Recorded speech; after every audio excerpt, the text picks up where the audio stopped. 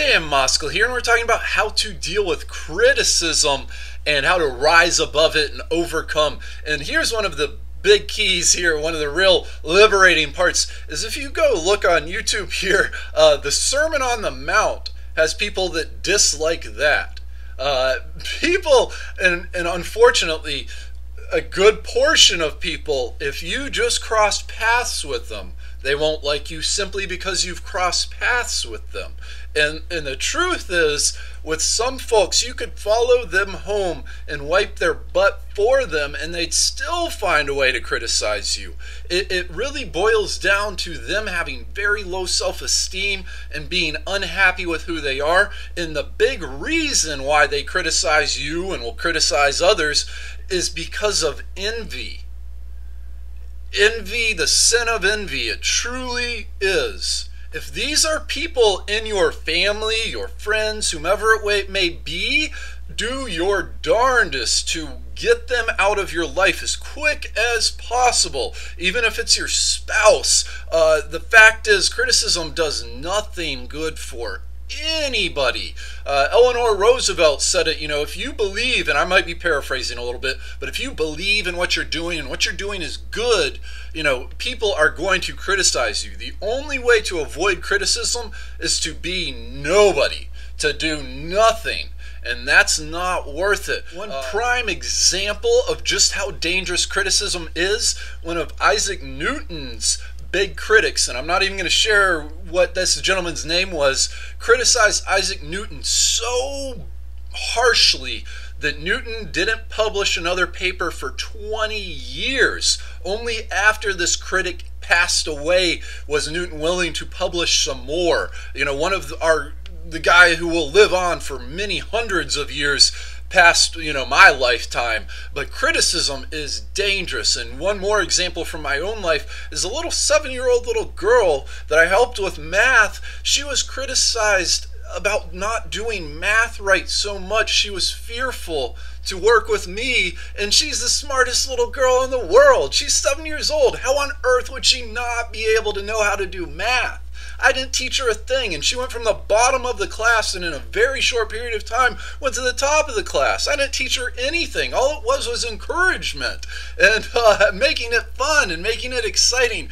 The people that criticize are some of the most unhappy people in the world. And the reason they're criticizing you is because they're envious, they're jealous, they want what you have. And like we said, the only way to avoid criticism is to do absolutely nothing, and that's not a path to take. Think about how much more Newton could have contributed to our world had he had a little bit tougher skin and not let these hateful people, influence him. We all influence everybody we come in contact. So please take what you can, learn from it, and make sure that you don't pass it along to others. Really, criticism, I read it somewhere, and I'm spacing on who it was exactly, but it was one of those great authors of the past, said criticism's as much of a crime as any physical crime. And that's debatable, but either way, criticism doesn't help anyone, no matter who it is. And one last example is Herschel Walker, one of the greatest running backs of all time. The way he became Herschel Walker was because he was criticized and bullied and pushed around as a kid. That put the drive in him to become big and strong, and he told a cool, I believe it was a 30 for 30, ESPN Films did a real cool documentary about him. If you're curious or familiar with him, please check him out. But he flipped a coin to decide whether or not to go into the armed forces because he was so angry from that criticism that he wanted to, I believe this is his words, and I may be mistaken, but he wanted to go and give that anger back out to the world and hurt people, in a acceptable way. So he was saying about joining the armed forces, but he flipped a coin between going to the armed forces or going off to Georgia College, where he ultimately did go off to, thankfully. And later he said he had to deal with a lot of that pent-up anger. So please, let this stuff go as best you can. Just realize these people aren't happy with who they are. are. They aren't happy with what's happening in their life, and therefore they feel the need to take it out on everybody and anything that crosses paths with them. There's a neat study done on monkeys, and monkey societies, they do the exact same thing. If you go and take a banana from one of the top higher level monkeys, he'll go right down the path to the next person in his society and take their banana, and then that monkey will go and take the next monkey's banana. It really helps to realize that people aren't that much different than monkeys, especially explaining some of their cruel and nasty behavior often.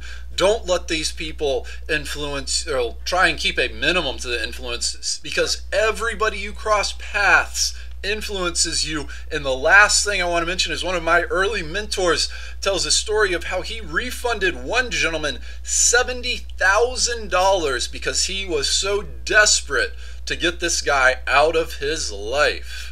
Get them out of your life. And unfortunately, some of our closest friends, some of our closest family members, from time to time will be some of our biggest critics. Remember, Jesus was criticized. You could be, Mother Teresa was criticized. Everybody's going to get criticism, and the only way to avoid it is to do nothing, and that's not a good path. Keep doing what you're doing, especially if what you're doing is good, and you're giving back and contributing and being a positive person in the world, because they're always going to talk. Always and forever, unfortunately. That's the path they choose. They're not happy, and they just, don't let their misery infect you. And please make sure that it stops with you. That's the one big thing, is don't pass it along to somebody else, please. And please don't criticize kids for any reason. We as human beings are always the most difficult on ourselves. We're our biggest critic, really, we are our biggest critic. So if you'd like to know some more, we're going to include a link to an article in the description below to check out our website. We have a free report we're giving away. This is Dan Moskal. You can also find any one of my 9 books available at Amazon, iTunes, Barnes & Noble, on the Kindle, and in audiobook. Please subscribe and join our congregation. Please have a fantastic afternoon, and looking forward to talking to you again here soon.